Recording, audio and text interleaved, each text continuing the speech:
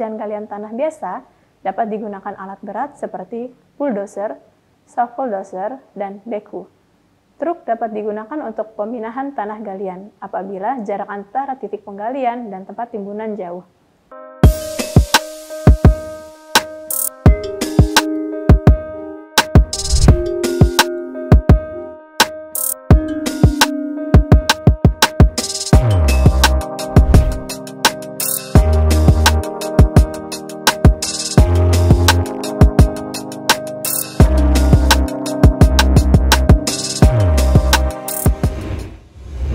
Selamat datang di channel YouTube Kuliah Teknokrat di pembelajaran Jaringan Teknokrat Indonesia bersama saya, Vanita Kusumawati, di mata kuliah Metode Konstruksi. Video kali ini akan membahas metode konstruksi, pekerjaan galian, dan pekerjaan dewatering. Adapun referensi yang dapat digunakan untuk mendukung materi ini diantaranya dari PT Wijaya Karya dengan buku Pedoman Pekerjaan Beton, Allen E. dan Lano, berjudul Dasar Bahan dan Metode Konstruksi Bangunan, PT Pembangunan Perumahan, berjudul Buku Referensi untuk Kontraktor Bangunan Gedung dan Sipil, S.W. Nunali, berjudul Metode dan Manajemen Konstruksi, Waskita, berjudul Panduan Pelaksanaan Pekerjaan untuk Kontraktor Bangunan Gedung dan Sipil.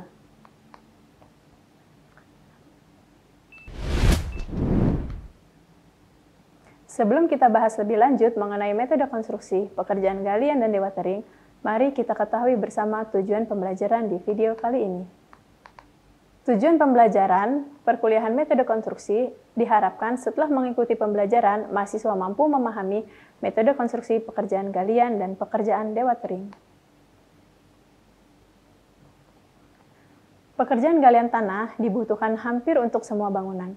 Pemilihan metode penggalian tanah sendiri dipengaruhi oleh jenis tanah dan kedalaman tanah keras untuk menopang struktur yang akan dibangun. Untuk pekerjaan galian tanah biasa, dapat digunakan alat berat seperti bulldozer, shovel dozer, dan backhoe. Truk dapat digunakan untuk pemindahan tanah galian apabila jarak antara titik penggalian dan tempat timbunan jauh.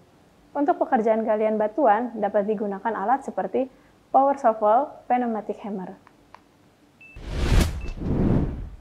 Pada pekerjaan galian tanah, kita akan membahas mengenai excavation support yang terdiri dari shoring, slurry wall, soil mixing, dan bracing.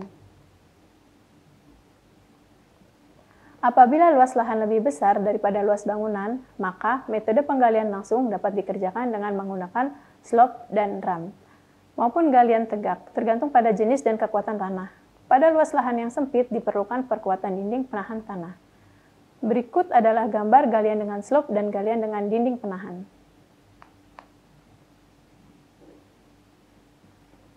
Gambar selanjutnya adalah gambar mengenai galian dengan slope tanpa penahan.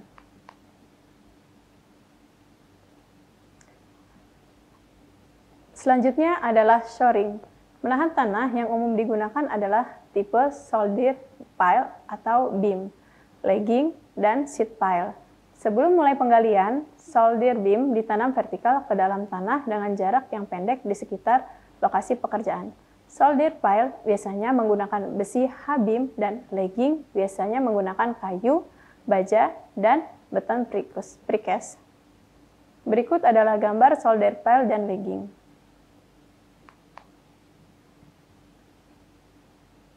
Gambar selanjutnya adalah gambar penahan kayu, penahan besi, dan penahan beton precast.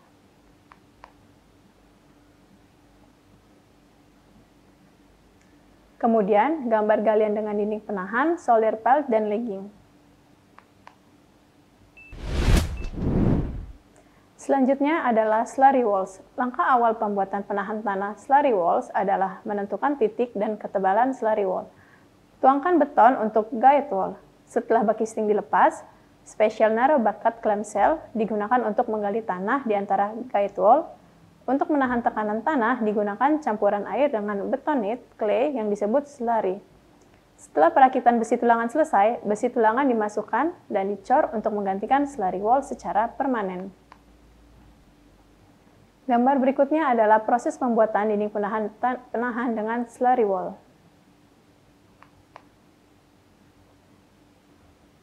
Selanjutnya, gambar pembuatan dinding penahan dengan slurry wall.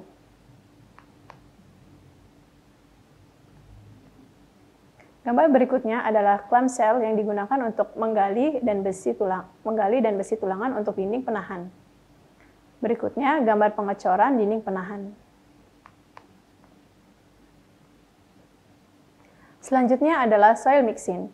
Soil mixing adalah teknik penambahan modifying substance ke dalam tanah dan mencampurnya dengan augurs atau pedal yang berputar pada as vertikal.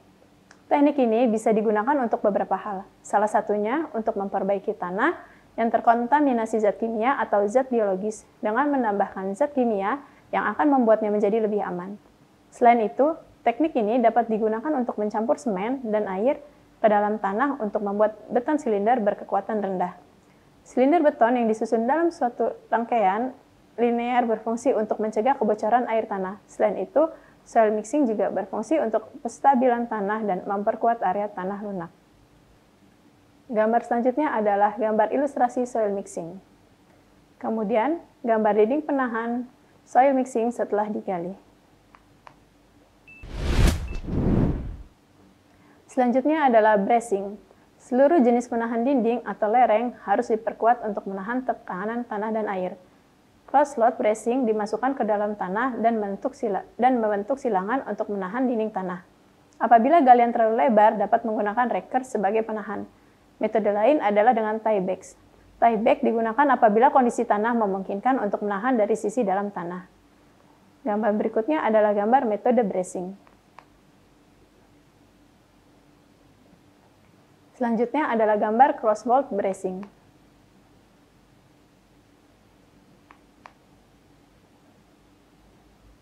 Kemudian, terdapat gambar selanjutnya adalah raker bracing. Gambar selanjutnya adalah gambar tieback. Metode konstruksi berikutnya yaitu pekerjaan dewatering. Dalam pekerjaan galian tanah, tanah harus dalam keadaan kering dan bebas dari air. Air tersebut bisa berasal dari hujan maupun air tanah. Pada umumnya, galian tanah dangkal lebih bebas dari genangan air. Sedangkan untuk galian tanah yang dalam, resiko genangan air lebih besar.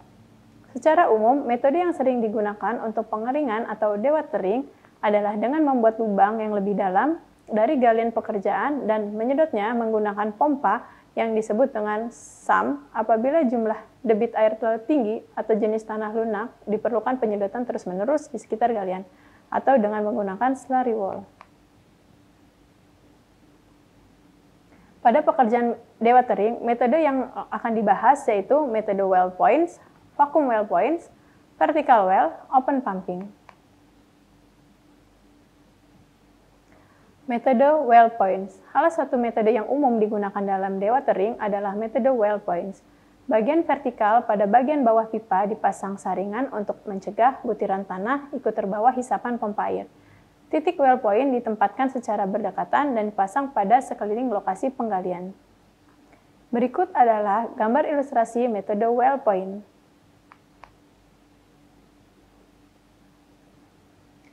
Seluruh saluran pipa pada sistem tersebut dihubungkan secara horizontal menuju pompa air yang dinyalakan secara terus-menerus untuk membuang air jauh dari lokasi penggalian. Setelah tinggi muka air tanah turun, maka pekerjaan penggalian dapat diteruskan. Berikut ini adalah gambar dewatering menggunakan metode well point. Untuk penggalian dengan kedalaman melebihi 6 meter atau apabila satu pompa yang berada di atas tanah tidak mampu menyedot air yang ada, maka dapat dilakukan penambahan pompa yang dipasang di bawah atau disebut dengan multi-stage well point. Gambar berikut adalah gambar multi-stage well point. Selanjutnya adalah gambar multi-stage well point pada galian berpasir.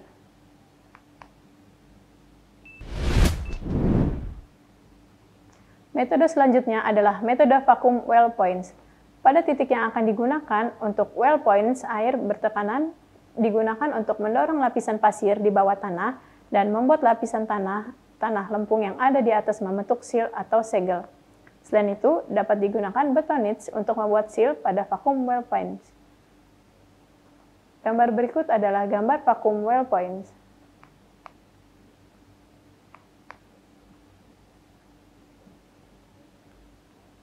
Selanjutnya adalah gambar ilustrasi vacuum well point.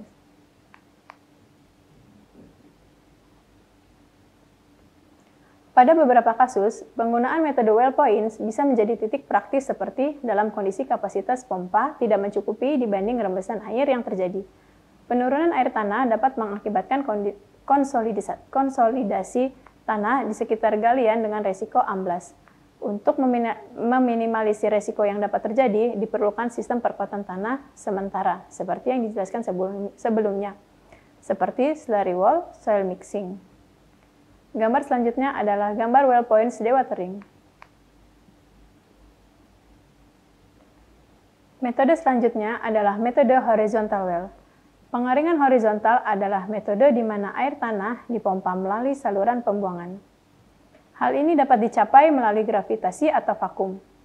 Ini adalah teknik untuk drainase parit, yang digunakan untuk konstruksi infrastruktur bawah tanah dan area permukaan yang luas, seperti lubang bangunan. Saluran pembuangan dapat digali hingga kedalaman maksimum 7,8 meter menggunakan mesin penggalian yang dikendalikan laser. Jika tanah memiliki permeabilitas yang buruk, parit dapat diisi dengan pasir drainase atau kerikil. Ini meningkatkan aliran air ke saluran pembuangan. Ketika teknik vakum diterapkan, tabung berlubang dan tertutup dihubungkan di permukaan tanah ke pompa vakum. Penurunan tekanan mendorong aliran air. Untuk area permukaan yang luas dan dalam jangka waktu yang lama, penerapan sistem gravitasi adalah pilihan yang tepat. Pertama, lubang pompa dipasang, dan selanjutnya air dihubungkan. Dari lubang ini, air dibuang oleh pompa submersible. Gambar berikutnya adalah gambar ilustrasi vertical well, pengeringan vertikal.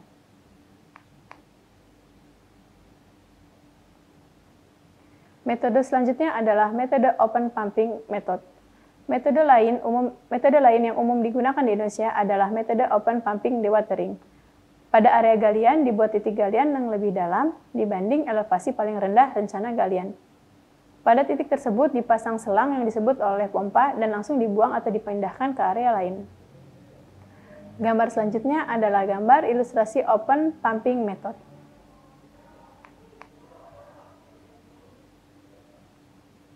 Gambar berikutnya adalah gambar open pumping method.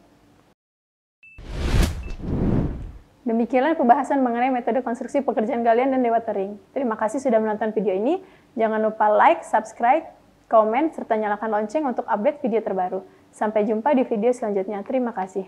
Terima kasih sudah menyaksikan video pembelajaran ini. Jangan lupa like, komen dan subscribe, serta nyalakan tanda loncengnya agar kalian tidak ketinggalan informasi update lainnya.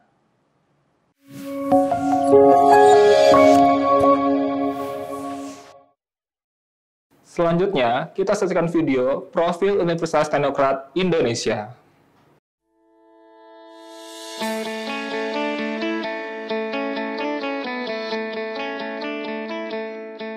Lampung, the Treasures of Sumatra, is a province that becomes the gateway to the Sumatra Island. Lampung has 2 municipalities and 13 districts, consisting of 234 sub-districts. The province, with an area of 35,587 km squares, owns millions of extraordinary natural beauty. Education in Lampung province is also highly considered and colored by the existence of Universitas Teknokrat Indonesia.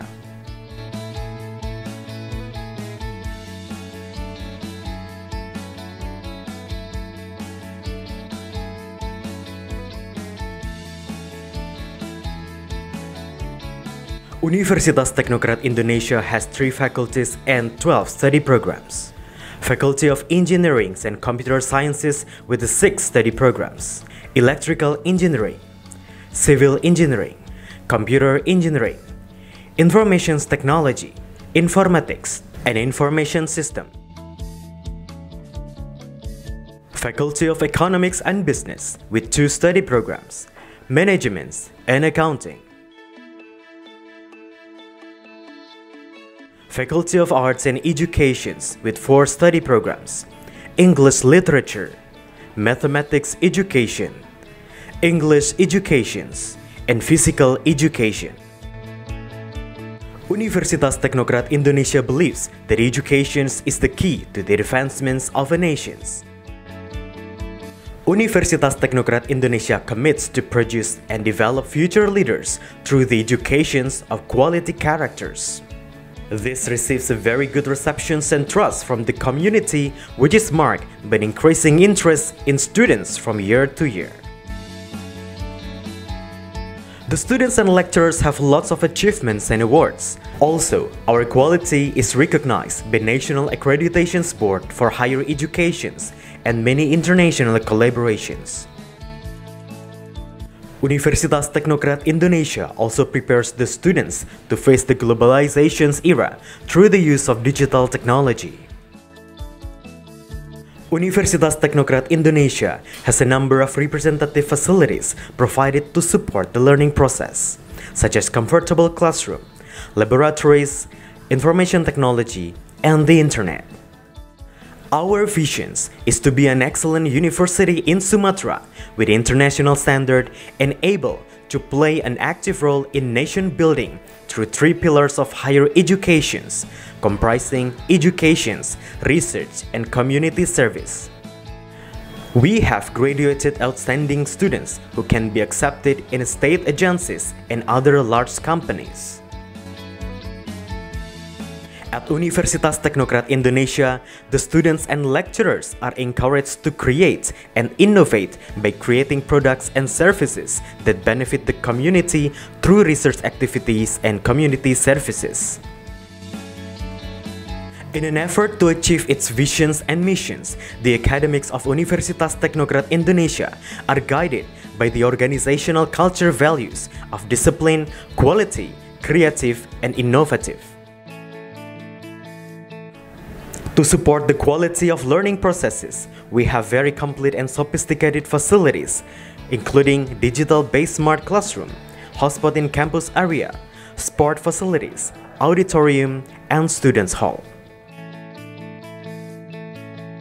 Come and be a part of us, the Campus of Champion, Universitas Teknokrat Indonesia.